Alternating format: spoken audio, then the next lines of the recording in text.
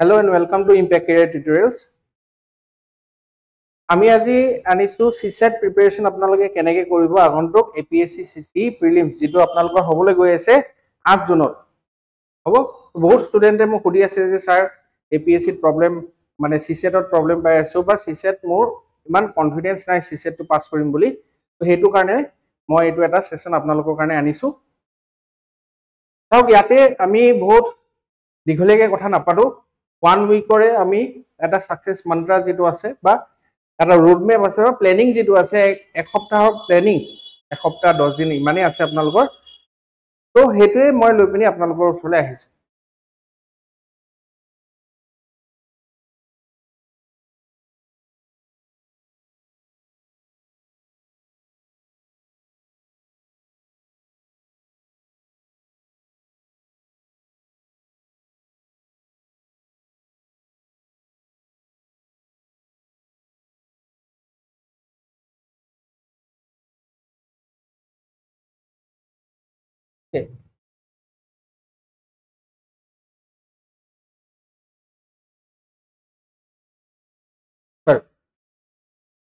তো ইয়াতে চাওক আপোনালোকে প্ৰথমতে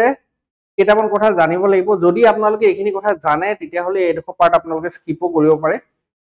ইয়াতে কথাটো হৈছে যে আমাৰ টোটাল যেটো আছে কোৱেশ্চনছ কিমান আহিব 80 টা কোৱেশ্চনছ আহিব আৰু টোটাল ডিউৰেচন হ'ব আমাৰ 2 ঘণ্টা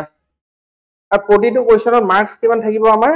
2.5 মাৰ্কস 2.5 মাৰ্কস থাকিব যে এইখিনি কথা মই লিখা নাই কিন্তু আপোনালোকে জানাটো উচিত প্ৰতিটো কোৱেশ্চনৰ 1 মাৰ্ক নাথাকে 2.5 মাৰ্কস থাকে হেতু কাৰণে 80 কোৱেশ্চনছত গৈ পিনি আপোনালোকৰ টোটাল কিমান হৈ যায় 200 মাৰ্কস হয় 80 * 2.5 কৰিব 200 মাৰ্কস আহিব আৰু কোৱালিফাইং মাৰ্কস আও এটো পেপাৰটো কি হয় কোৱালিফাইং কৰিব লাগে তো কোৱালিফাই কৰোতে 33% অফ 200 that is কিমান 66 মাৰ্কস আৰু 66 মাৰ্কস যদি আপোনালোকে কেটা শুদ্ধকে কৰিব লাগিব যদি হুদে আপোনালোকে অকল কেটা শুদ্ধ কৰিব লাগিব 27 টা শুদ্ধ কৰিব লাগিব বুজি পালে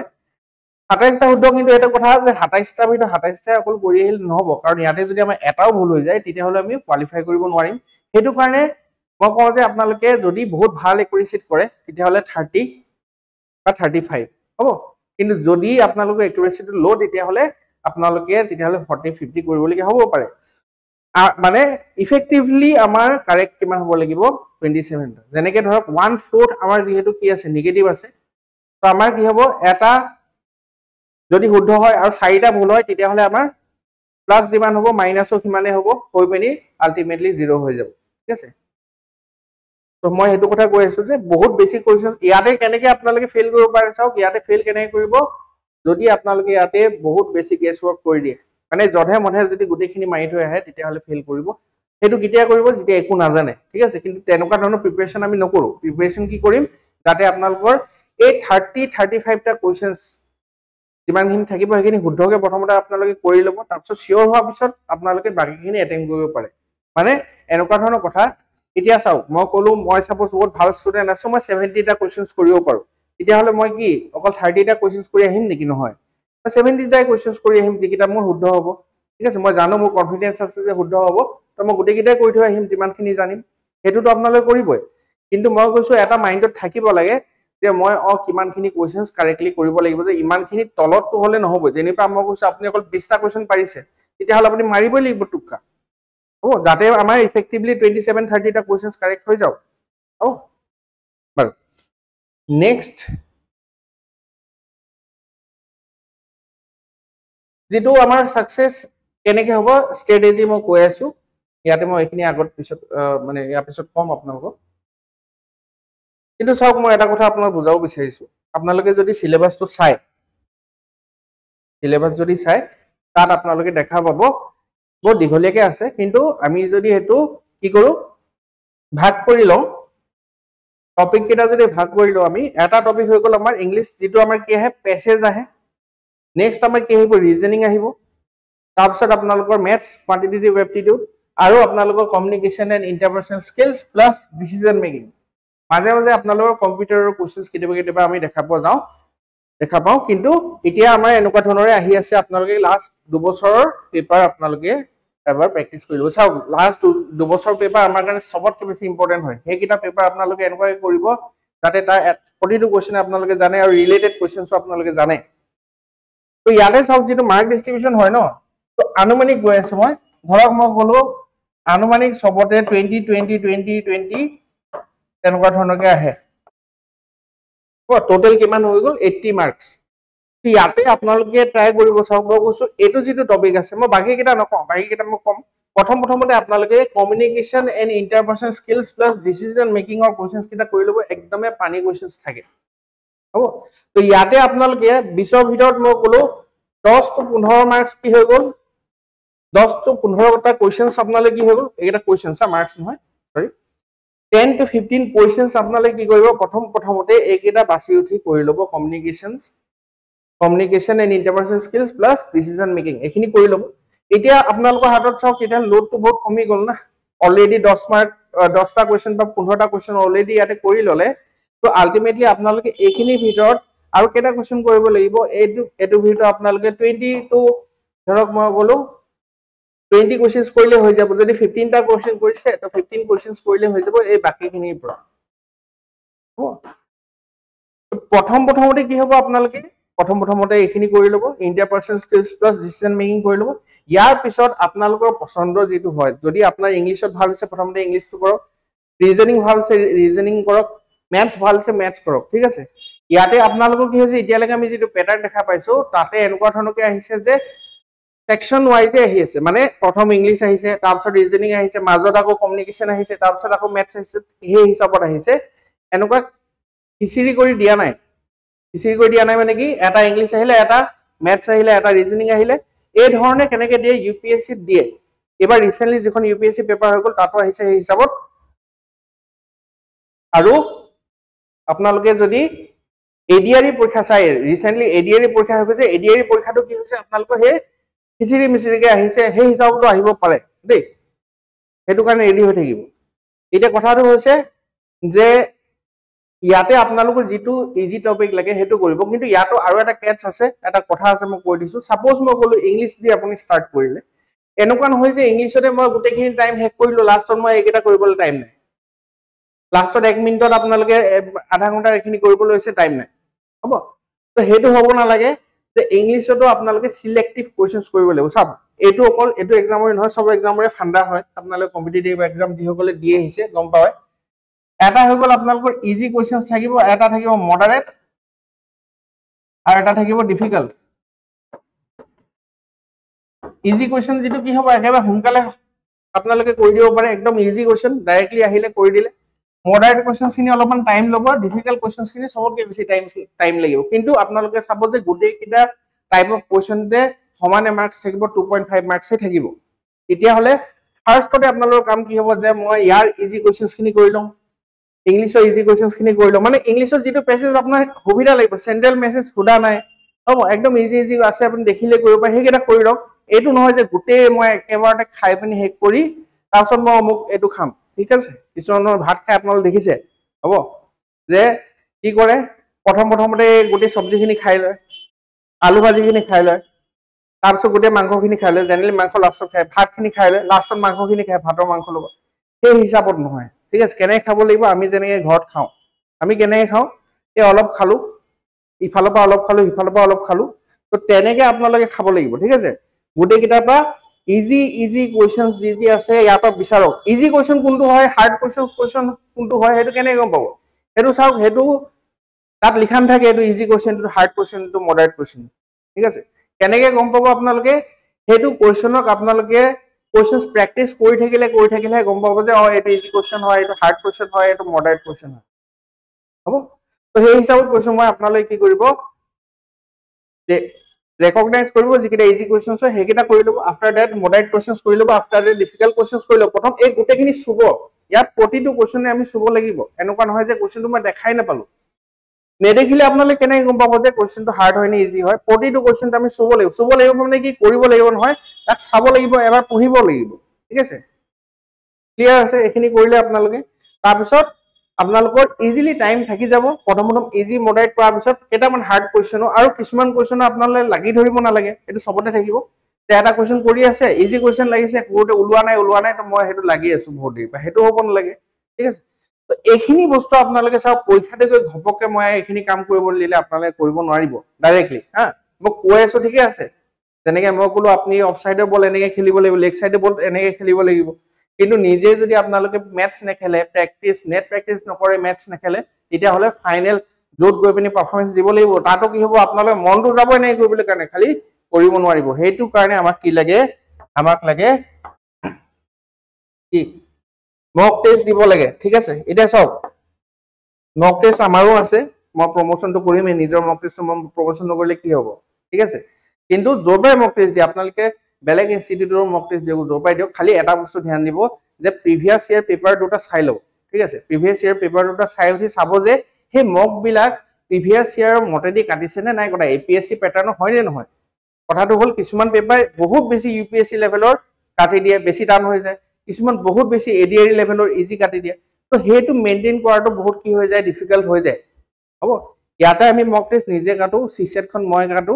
আৰু জিএস1 খন ৰাহিব সাৰে কাটে ঠিক আছে তো সেই হিচাপত আমি সেই বস্তুটো হদায় চাও যে কোৱেশ্চনস বিলাক সেই হিচাপত এপিএসসি লেভেলৰ বা অলপ স্লাইড ওপৰ লেভেলৰ হয় হ'ব তো প্যাটাৰ্নটো যাতে তেওঁলোকে ফলো কৰি তিতে আপোনালোক প্ৰেক্টিস হ'ব কৰি সেই বস্তুটো হ'ব এটা চাও অলপ ইফালেফাল প্যাটাৰ্ন হ'ব পাৰে মই মানিছো কিন্তু আমাৰ প্ৰিপাৰেচনটো কি হ'ব লাগিব based on our last 2 years papers তো হেতু কাৰণে আপোনালোকে কি কৰক যে ডেইলি আপোনালোকে চাও এটাকে মক দিয়ক ঠিক আছে যদি এটাকে দিব নোৱাৰে তেতিয়াহলে আধাকে মক দিয়ক মানে 2 ঘন্টা আপুনি 1 ঘন্টা কৰিব লাগিব চাও এনেকুৱা নহয় যে দুদিন আগতে মই 8 ঘন্টা 10 ঘন্টা ম্যাথছ পঢ়ি ললো ৰিজনিং পঢ়ি ললো ইংলিশ পঢ়ি ললো এইবিলাক বস্তু কি হৈ যায় যে এদিন দুদিনৰ বস্তু নহয় সদায় কৰি থকা বস্তু হয় সব আপুনি জানিব লাষ্টত প্লাস মাইনাস কোডে ভুল কৰি থৈ আহিব পিছত আহি নিজকে মাৰি থাকিব ঘৰত গৈ পেলাই হ'ব তো হেতু হ'ব নালাগে তো হেতু কাৰণে কি হয় আমি সদায় কৰিব লাগিব একচুয়ালি সদায় কৰাটো আগৰ পৰাই কাম হয় এটো এতিয়াও যে বেলেগ ষ্ট্ৰেটেজি নহয় এতিয়া সদায় কৰিব লাগিব মই কৈছো আপোনালোকে যে এটাকে মক দিয়ক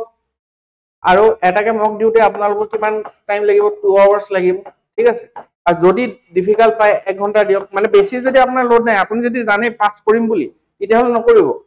1 ঘন্টা দিলে হ'ব 1 ঘন্টা আধা আধাকে দিয়ক কিন্তু যদি আপুনি দেখিছে যে আপোনাৰ কনফিডেন্স নাই বা বেলেগ মক দিছে আপুনি ফেল কৰি আছে তাক সিসেটত যদি পাস নকৰে তেতিয়াহলে জিএছত পাস নকৰিব আৰু হেতু অপ্ৰিয় হলিও সত্য কথা যে বহুত মানুহে কি কৰিব যে এবাৰ জিএছত পাস কৰিব আৰু সিসেটত পাস নকৰিব পছলাতে দাঁত ভাঙে বুলি কয় যে পছলাতে দাঁত ভাঙি যায় মানুহৰ আৰু প্ৰতিবাৰে হেতু হৈ থাকে আৰু কিছুমান মানুহ এনেকুৱাও আছে যিসকলে কি কৰে প্ৰতিবাৰে সিসেট দিয়ে আৰু প্ৰতিবাৰে ফেল কৰে তাৰ আকৌ নপঢ়ে ঠিক আছে একেটা ভুলকে বাৰে বাৰে কৰি থাকে তাক আমি ভুলৰ পৰা শিকিব লাগে কিন্তু একেটা ভুলে যেতিয়া আপুনি বহুতবাৰ কৰিব ন এটো মানুহ মূৰ্খ বুলি কয়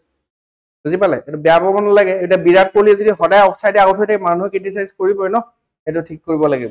তো হেতু কাৰণে কৈছো মই এটো ঠিক কৰি লওক প্ৰথমতে নহলে যিমান জিএস পঢ়িছে জিএস1 পঢ়িছে এই সব পঠলে যাব এনে গুছি যাব হ'ব তো হেতু কাৰণে মেক শিওৰ দ্যাট ইউ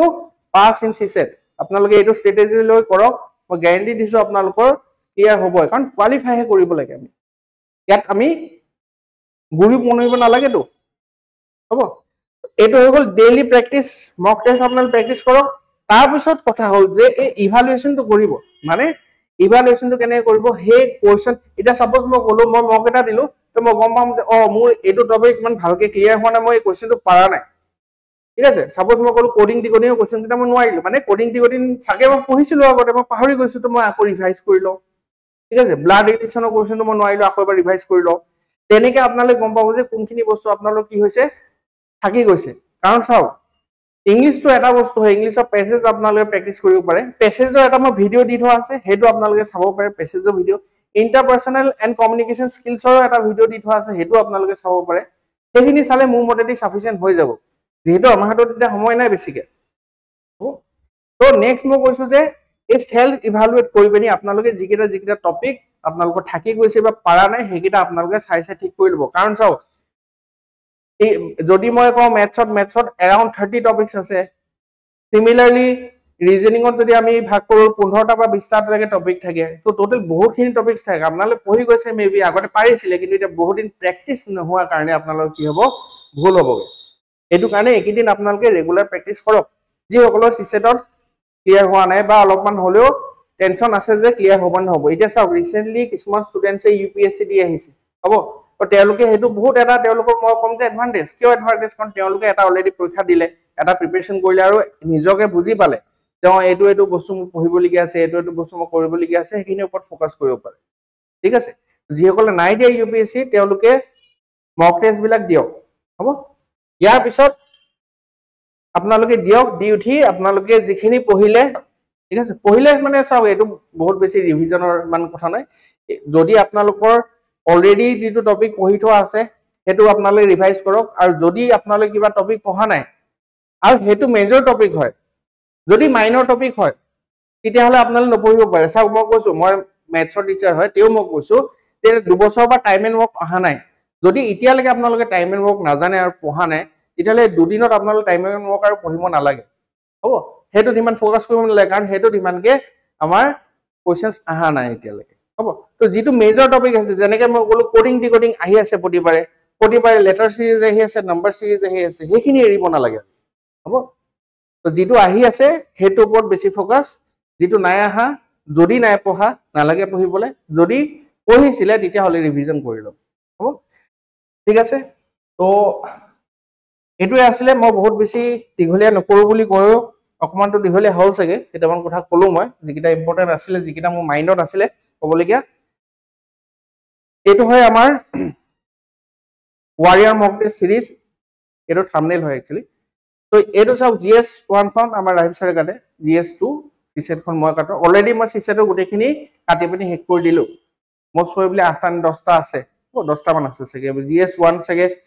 14 টা জিএস 2 সকে 10 টা আছিল তো গুটেখিনি অলৰেডি কন্ডাক্ট হৈ গৈছে মানুহবিলাক পৰীক্ষা দিছে আৰু এতিয়া আপোনালোকৰ কাৰণে এটা এডভাৰটাইজমেন্ট কৰি দিম মই অলপমান কিমান হৈ আছে 999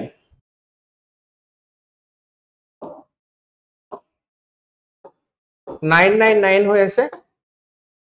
সোনকালে কিনি লওক কিনি উঠি পিনি আপোনালোকে প্ৰেক্টিস কৰিব পিডিএফ পাই যাব তাতে হ'ব